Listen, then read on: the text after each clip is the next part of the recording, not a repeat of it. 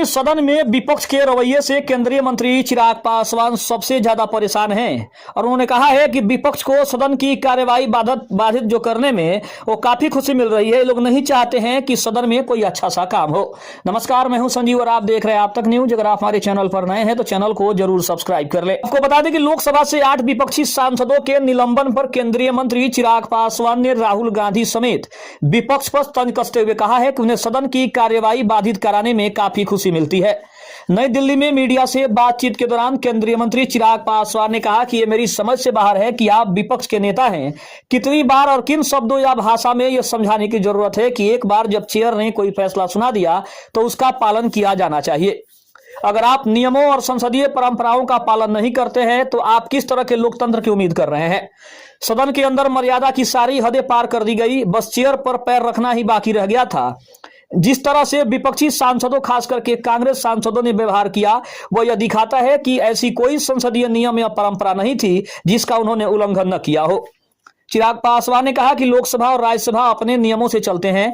चिराग का यह भी कहना था कि कांग्रेस ने सदन को बाधित करने के लिए हर सत्र से पहले कोई न कोई बहाना तलाश लिया होता है। उन्हें सदन की कार्यवाही बाधित करने में खुशी मिलती है, वे रोज नया बहाना ढूंढते हैं। राहुल गांधी ने सोमवार को अपनी बात रखी तो उसे आज दोहराने की क्या जरूरत थी। राहुल गांधी के पास सरकार को घेरने का कोई ठोस मुद्दा नहीं है, कोई एजेंडा नहीं है। मनगढ़ंत बातें लाकर हंगामा करना ही विपक्ष का उद्देश्य बन गया है। ये बात कहना है केंद्रीय मंत्री चिराग पासवान का। इसके अलावा चिराग ने यह भी कहा कि विपक्ष मर्यादा को इतना न गिराए कि सदन की परंपराएं ही खत्म हो जाए। विपक्ष का यह व्यवहार अशोभनीय और निंदनीय है। जिस तरह से हंगामा किया जा रहा है उससे लगता है कि उनकी मंशा ही नहीं है कि सदन चले। राष्ट्रपति के अभिभाषण के बाद सत्ता पक्ष और विपक्ष दोनों के पास अपनी बात रखने का मौका होता है।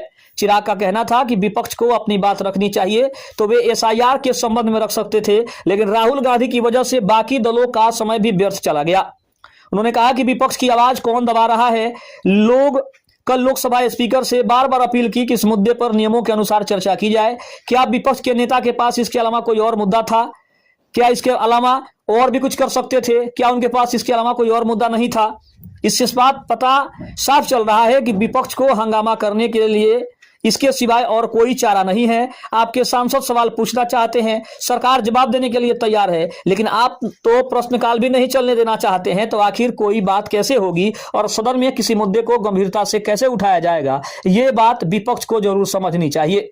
आपको बता दें कि विपक्ष से के 8 सांसदों के निलंबन पर ही सारी जो है वो घमासान मची हुई है, जिसको लेकर केंद्रीय मंत्री चिराग पासवान ने यह बड़ा स्टेटमेंट दिया है। खबर कैसी लगी कमेंट में जरूर बताइएगा। तब तक के लिए धन्यवाद। जय हिंद, जय भारत।